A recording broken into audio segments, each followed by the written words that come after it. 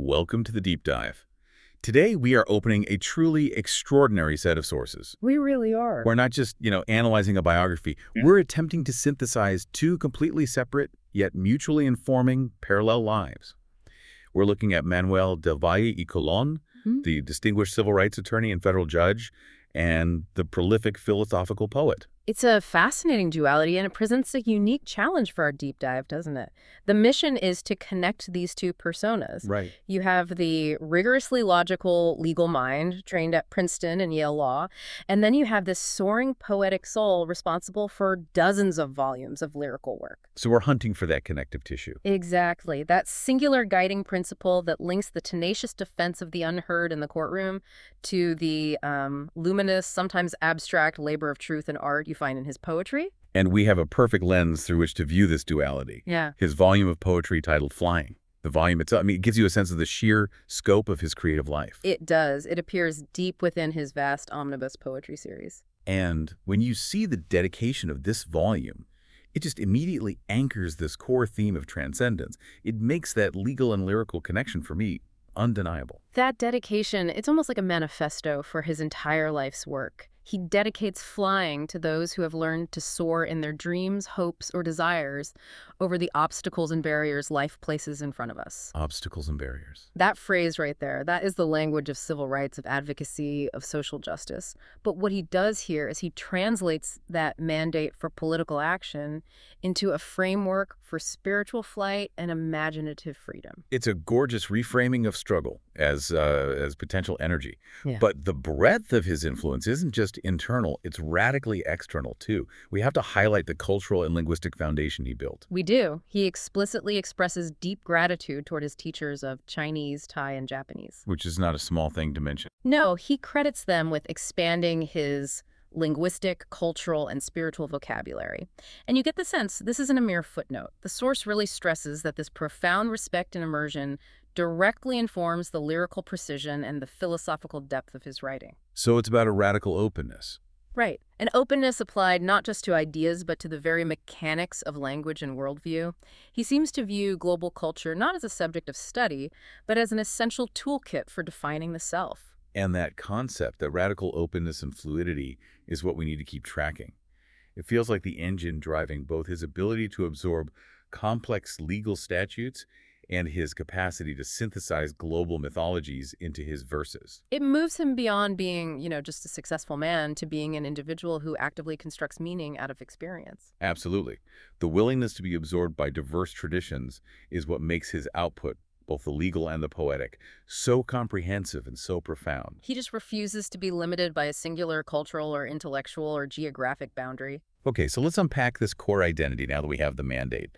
The source describes him as an individual who does not merely live life, but interprets, examines, and elevates it through words, vision, and action. And that's not a description of a career, is Right. it? It's Yeah. an integrated philosophy of existence. It speaks to a deep sense of intellectual and creative responsibility. He's not content with just observation. He feels compelled to act upon and translate the human condition. And this impulse is reflected in his own geographic narrative. It really is. Huh. Born in New York, he is now residing in Puerto Rico.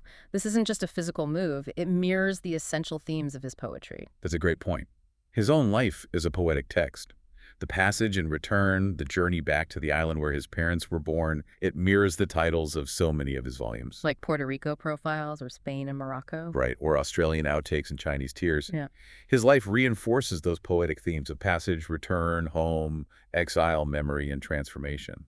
He finds an anchor that is relational, not, territorial. He carries his home with him. And the ability to carry his identity without being fixed to one spot is precisely what allowed him to succeed in the very constrained world of Ivy League law and civil rights advocacy. But this success, it wasn't achieved through cold logic. No, not at all. The source emphasizes that the legal mind itself, honed by Yale and Princeton, was tempered by compassion, advocacy, and a tenacious defense of those too often unheard. And that is the crucial synthesis right there. The intellectual rigor that you need for a top-tier legal education is essential for navigating the complex machinery of justice. Of course. But the purpose behind that rigor is driven by this active empathy for marginalized communities, for the unheard. He didn't just learn the rules, he learned them so he could change them. Indeed. The law provided the tools, but his compassion provided the moral imperative. This synthesis is what allowed him to become an effective bridge builder, connecting the community needs he witnessed in the projects of Harlem with the mechanisms of power in Washington, D.C. and New Haven. It's the difference between being a good lawyer and being a truly transformative advocate. Exactly. And to understand the sheer scale of the output of this transformative advocate, we have to look at his other life, the poetic one. We have to. We need to introduce the scope of his work, the Omnibus poetry volumes. I mean, we're talking about an immense, almost unprecedented body of work. Staggering. It's truly staggering. It reflects a mind that is constantly restless, global in scope, and deeply personal. You see, his educational journey immediately reflected in titles like Yale, Wesleyan, Princeton. Which suggests he's trying to capture and distill those formative experiences through verse. Right, and then you get the works that reflect his travels and his political consciousness, Puerto Rico profiles, Spain and Morocco, and that very intriguing title, Australian Outtakes and Chinese Tears. These titles suggest he's approaching different cultures, not as a tourist, but as a deeply engaged participant, looking for moments of universal humanity and specific cultural pain. Exactly, and the range just continues into the conceptual and philosophical. Pandemic captures a moment of shared global crisis. Then there's Goddesses, which speaks to ancient mythology and archetypal female power. And Fencing, which suggests a focus on discipline, boundaries, engagement, and even Yuwang desire, which dives into pure philosophical human motivation. Listing those volumes isn't just a recitation. It shows us that he uses poetry as a comprehensive tool to map the entire human experience, from the immediate raw facts of a pandemic to the discipline of a sport to the timeless nature of desire. And Flying, our core volume today, fits squarely within that quest for transcendence and synthesis. And this expansive scope is unified by the guiding question the source highlights. Yes. Whether he is drafting a brief to protect bilingual education or writing a poem about urban memory, he is asking not just, what is this? The facts of the matter, but far more profoundly, what does it mean to be human here? It's an ethical curiosity that drives all his exploration. It binds the judge and the poet together. And that is the thesis we will continually test. If that ethical curiosity is the core identity, we need to trace how it was forged. Let's dive into his formative years, into the non-traditional path that carried him from the Harlem Projects to the Ivy League. The foundation of his life begins with his birth in October 1948 in New York City, and his roots trace right back to Puerto Rico. Right. His father, Manuel de Valle Roman, was from Hatillo, and his mother, Providencia Colón Valle, was from Moca. And he was the eldest son, which probably placed him in a position of responsibility from very early on. His residential history gives us a really critical lens into urban dynamics and the nuances of social stratification within the public housing system. Absolutely. He spent his early childhood in East Harlem's Carver houses on East 102nd Street. And then, at around age 9, the family moved across town to the Douglas Projects, over on West 102nd and Amsterdam. And it's so important to recognize that this seemingly simple geographic shift from one set of projects to another was often a massive change in environment, in culture, and in educational access. It exposed him firsthand to the differing textures of the city. It grounded his later understanding of how urban architecture and location can shape opportunity or a lack of it. And his entire educational foundation, for a future Ivy League scholar, was built completely within the demanding, often under-resourced New York City public school system, PS 72, PS 179. And that grounding is what prevented his intellectual journey from becoming abstract. But the pivotal chapter, it really begins at Brooklyn Technical High School, or just Brooklyn Tech, where he attended from 1962 to 1966. This is where the historian, the activist, and the disciplined thinker really started to crystallize. Brooklyn Tech is a highly specialized, rigorous environment. He majored in the college prep program, but his extracurricular life, it shows the duality we're interested in already emerging in adolescence. You see it so clearly. He was engaged in civic duties, like the polling squad for New York City elections and intellectual development with the debating society. And he managed the fencing team. Discipline and strategy on all fronts. What stands out to me is the sheer intellectual reputation he had already earned among his peers. The yearbook messages are just powerful sociological evidence. What did they say? They called him an amateur historian, my favorite philosopher, king of quotes. And one classmate wished him, and I love this, best of luck in your search for complete knowledge. That is not the typical profile of a teenager. Not at all. It's a testament to his profound, early, and relentless intellectual drive. And it confirms that his focus on scholarship and deep philosophical inquiry was recognized by others before he even left high school. Furthermore, his active role in the Aspira Club and El Novo Mundo during this time was essential. This wasn't just a recreational activity, was it? No, this was his political and social justice apprenticeship. And he quickly rose to a position of responsibility, being elected Issues and Actions Chairman of the Aspira Clubs Federation. And he served alongside key future leaders like Wilfredo Caraballo and Fernando Ferrer.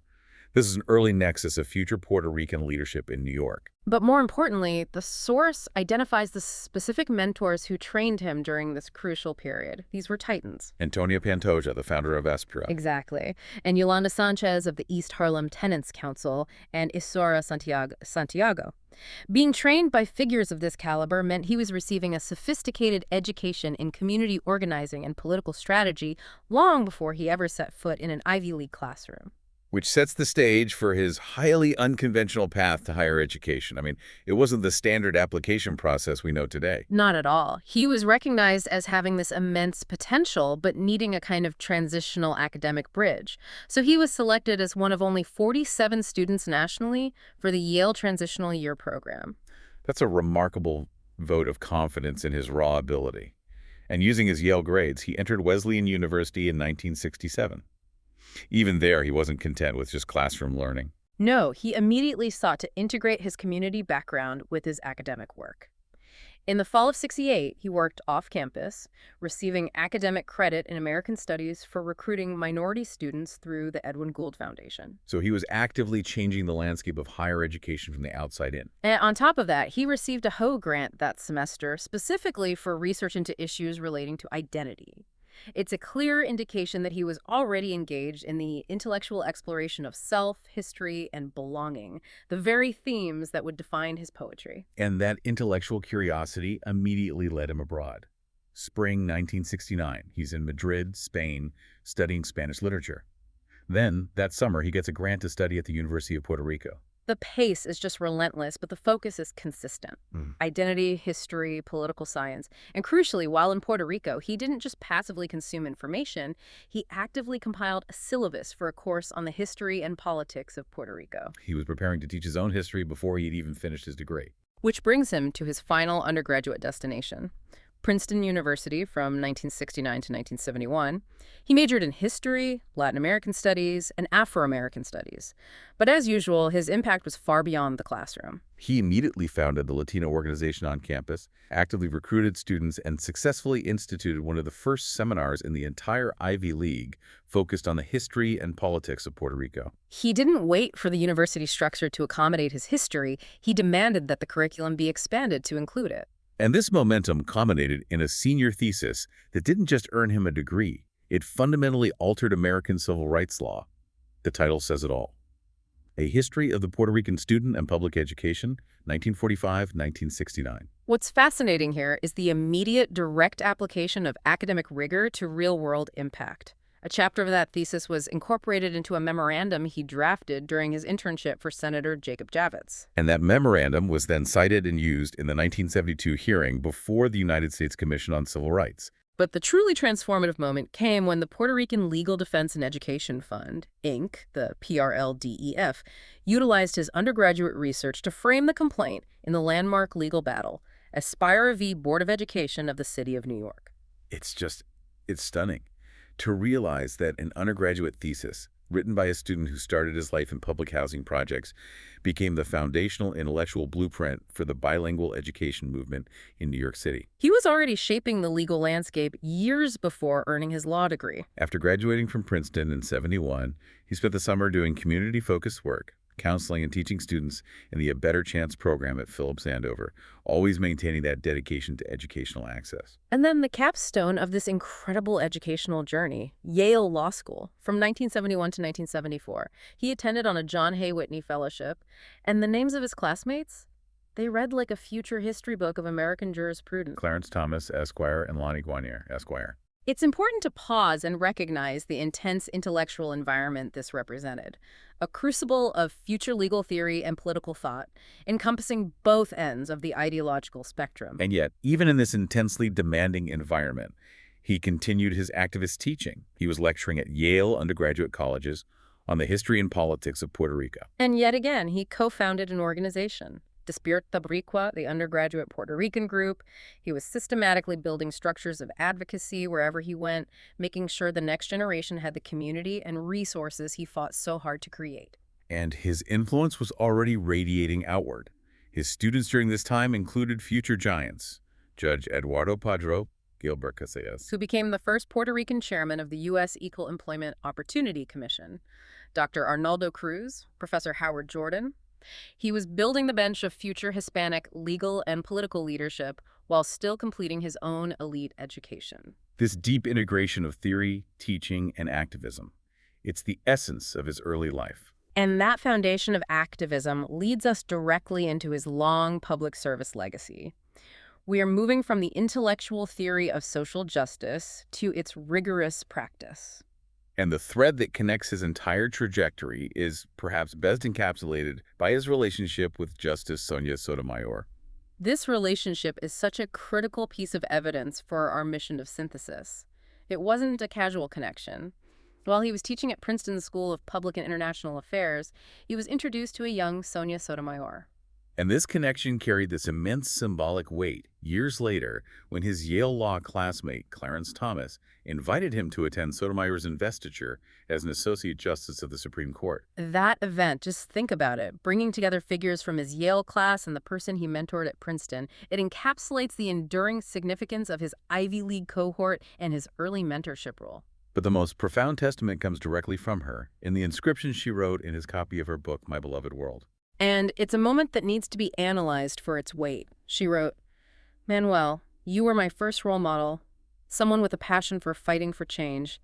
Thank you for all you have done for so many and for what you continue to do. Sonia Sotomayor." When a Supreme Court justice calls you her first role model, especially considering her own monumental career fighting for change, it validates everything we've just discussed about his identity. It positions him not just as a successful lawyer, but as a genuine architect of opportunity, a pioneer who laid the paths that others could then follow. And he immediately put that education to work in the trenches of the law, launching into groundbreaking civil rights litigation at the PRLDEF from 1974 to 1975. And this period is where his Princeton thesis fully transitioned into legal precedent. He was a trial attorney working on Aspire v. Board of Education of the City of New York. One of the most significant civil rights cases for language access in American history. And the context here is so critical. Before Aspire, Spanish-speaking students in New York City schools were routinely being pushed into classes for the intellectually disabled simply because they couldn't be evaluated fairly in English. The schools were failing tens of thousands of children. And the Aspire case resulted in the famous consent decree that established a fundamental, legally binding obligation for the New York City school system to provide bilingual education. And that decree didn't just teach Spanish. It ensured equitable access to the entire curriculum and provided a foundation for future academic success. It was a complete reordering of the educational landscape. Using the rigidity of the legal system to enforce fluidity and access for marginalized students. And he didn't stop there. He was also instrumental in Pabon v. Levine. Right, which focused on economic justice. It resulted in the requirement that bilingual notice be provided to Puerto Rican and other Spanish-speaking claimants seeking benefits from the New York State Unemployment Insurance Division. So on one hand, educational equity, and on the other, economic security. This brief but intense period at PRLDEF established him as a tireless advocate for language rights. His career then shifted into federal service and academic roles simultaneously, starting in 1975. For over a decade, until '87, he served as a trial attorney with the U.S. Department of Labor, prosecuting violations of federal labor law across New York, New Jersey, and Puerto Rico. And it's hard to believe that while maintaining that level of federal practice, he was also sustaining an exhausting academic schedule. Adjunct associate professor at Fordham, visiting lecturer at Princeton, visiting lecturer at Yale, and an associate professor of law at New York Law School. He was constantly toggling between the theoretical and the practical, the classroom and the courtroom. Which demonstrates that teaching and scholarly inquiry were not side hustles for him. They were essential components of his identity. And this was recognized through major fellowships that allowed him to deepen his understanding of jurisprudence. The Rockefeller Foundation Fellowship for 83-84.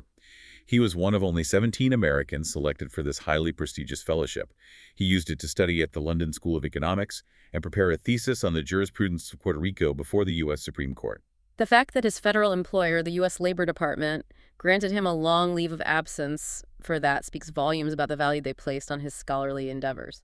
And a few years later, 86-87, he secured a Ford Foundation Fellowship, focusing on another critical issue, investigating legal problems of national origin discrimination against Hispanics. This research culminated in a massive 400-page monograph, and the findings were later distilled into a seminal article toward a language-based national origin modality, published in the Harvard Journal of Hispanic Policy. That title, Toward a Language-Based National Origin Modality, it's classic legal academic jargon. But what does it mean for you, the listener? Essentially, he provided the legal framework, the playbook, for how courts should legally conceptualize and rule on discrimination cases, where the issue isn't overt racial discrimination, but rather discrimination based on how someone speaks, their accent, or their need for a language other than English. So it legitimized linguistic discrimination as a recognized form of national origin bias under the law. Incredibly impactful, it established him as a national expert on language equity. Parallel to this scholarly work, he was actively involved in arbitration. He graduated from the Specialized Minority Arbitrator Program in 1986, becoming one of the few Puerto Rican arbitrators in the U.S. Arbitration requires a unique skill set, the ability to listen impartially, absorb complex facts quickly, and render fair decisions.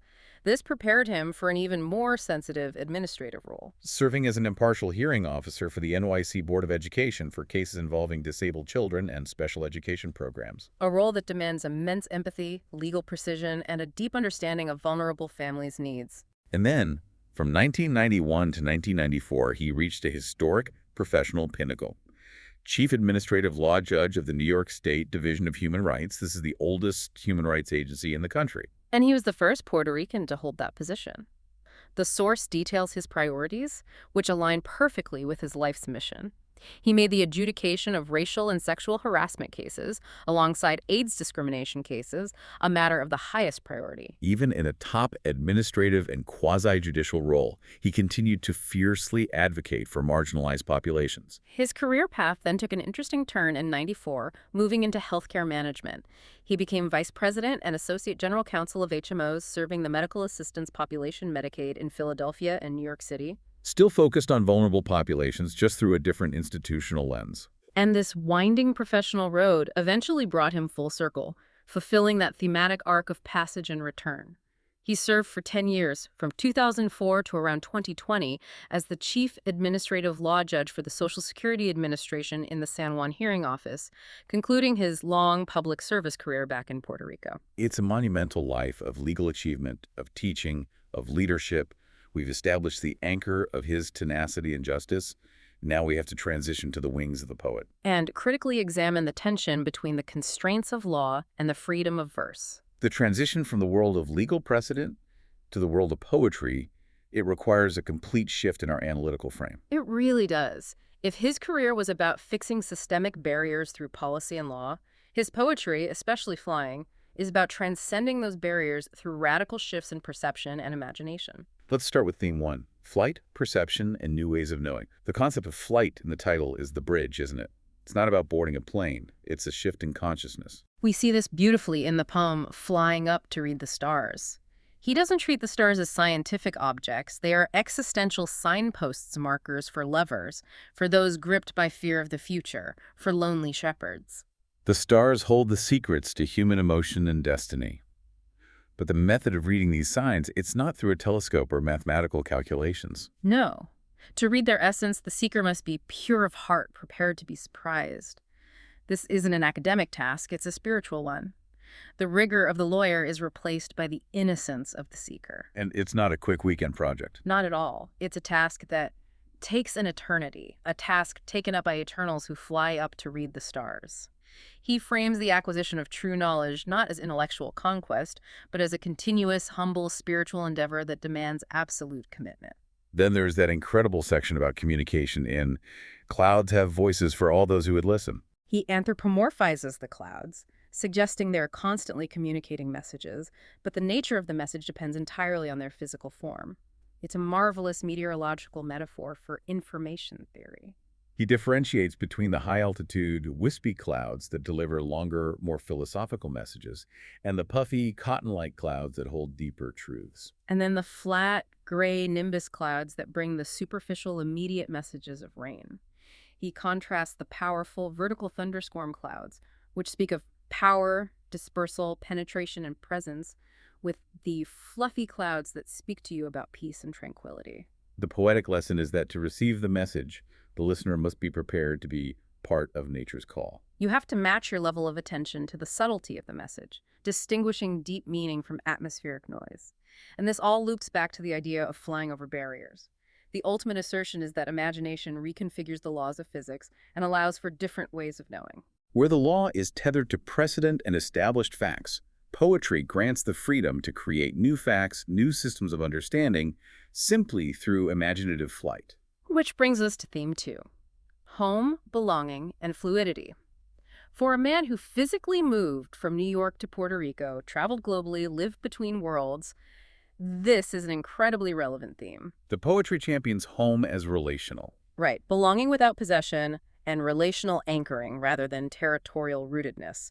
This is a profound philosophical move away from nationalism or a fixed identity. Your home is where your relationships are, not where your deed is recorded. The powerful imagery that encapsulates this is the line, "He could never be homeless, all the forests were his home."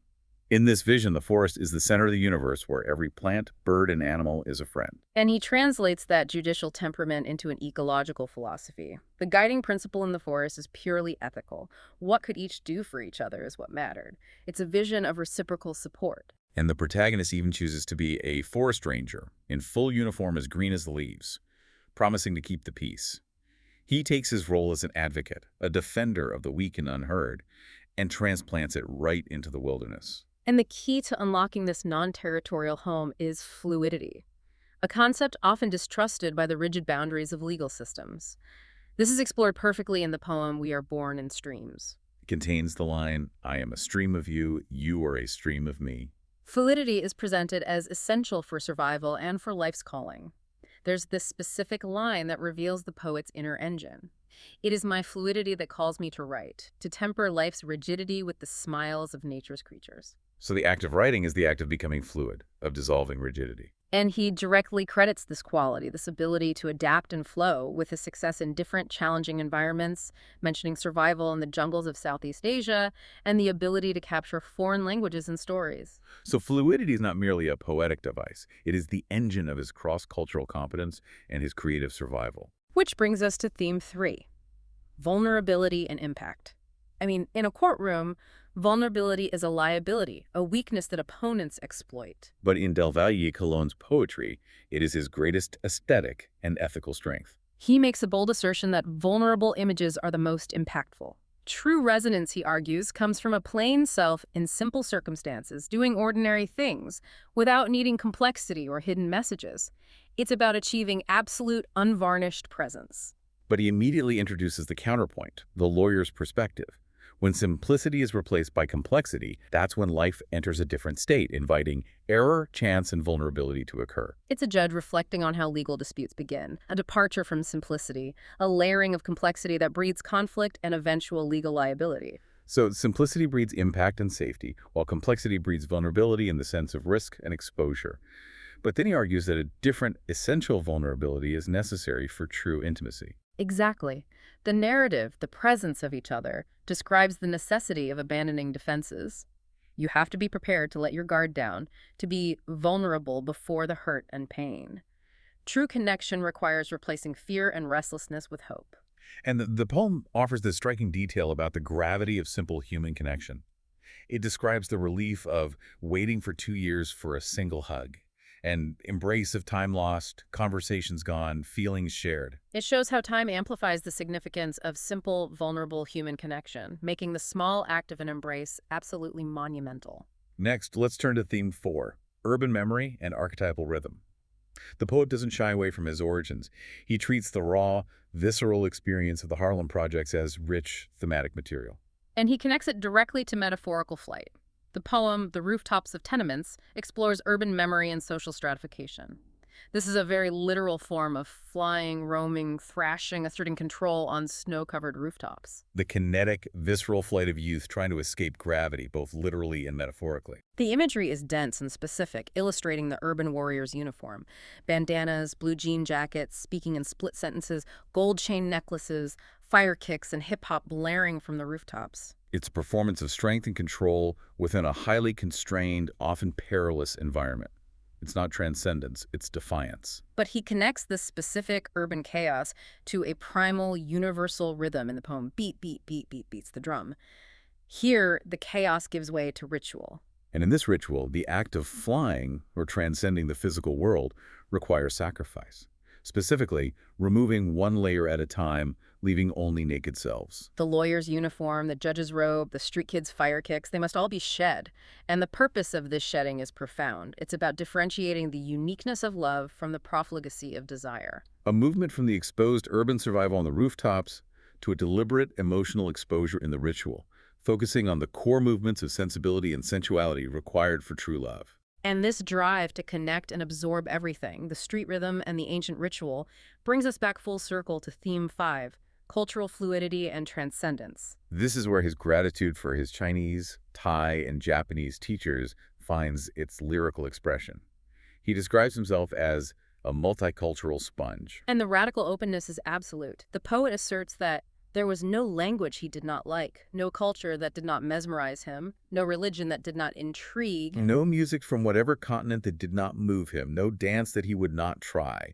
It's a radical ethical stance. This philosophy completely dissolves the concept of the foreigner. Strangers become long-lost relatives, cousins he had always dreamt of. It's an active stance against isolation, division, and the fixed boundaries that political life often imposes. And this cultural absorption doesn't just inform his daytime life, it permeates his dream world. The source describes vivid, multisensory dreams. Dances from India, feasts from Thailand, clothes from China, dragon horses, Roman chariots, aqua blue seas, a constant kaleidoscopic flood of inspiration. And this energy forces his hand. The inspiration is so overwhelming that he has to run to his notepad to write it all down, because sponges are wont to do. The act of creative expression is simply the inevitable result of this continuous, radical cultural absorption. His poetry is the overflow of a fully porous, fluid identity. Finally, we turn to theme 6, the hermit's wisdom, the cost of freedom. This is the most ascetic and potentially challenging theme in the volume, especially when we consider his public life of high responsibility. The seeker in the poem searches for a former teacher, a scholar, a leader who has chosen to become a hermit, described mysteriously as being open to the sky. And the seeker initially doesn't understand this phrase. The meaning is profoundly simple, yet so difficult to achieve. Open to the sky means having no attachments, no illusions, and no need of clothes. It is pure exposure, absolute radical freedom purchased through asceticism. Which immediately creates an intellectual conflict with the rest of his biography. How can a chief administrative law judge, whose entire career is built on institutional attachments and fixed roles, reconcile that with the hermit's demand for no attachments? Exactly. The seeker finds the person he wanted to talk to no longer exists. They've been replaced by a gaunt figure roaming the woods.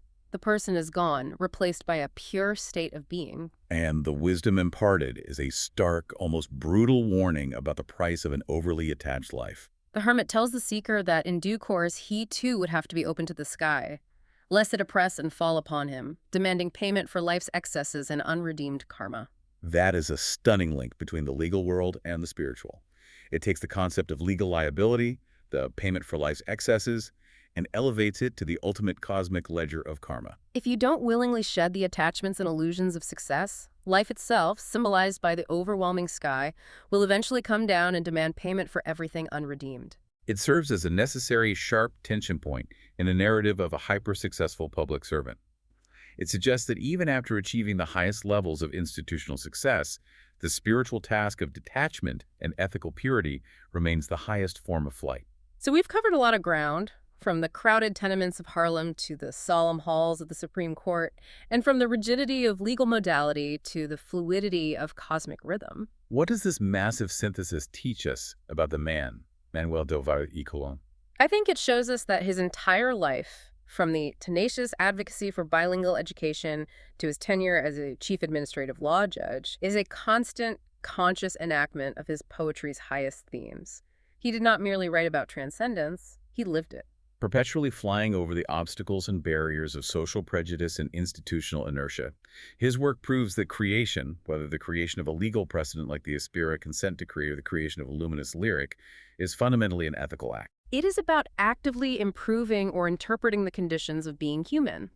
And that identity, as we saw with the Hermit's lesson and the multicultural sponge, is never fixed. It is always unfolding, always absorbing, always choosing to engage. The vulnerability required for profound art is the exact same underlying tenacity required for tenacious defense in the courtroom. You have to strip away artifice to see the core truths. Absolutely. Let's leave our listener with the powerful summary quote from the source material, which acts as his ultimate legacy statement. "We are the sum of the magic we create, of the dreams we make real, of the imagination that leads us to erase barriers, surmount obstacles, and reorder the world."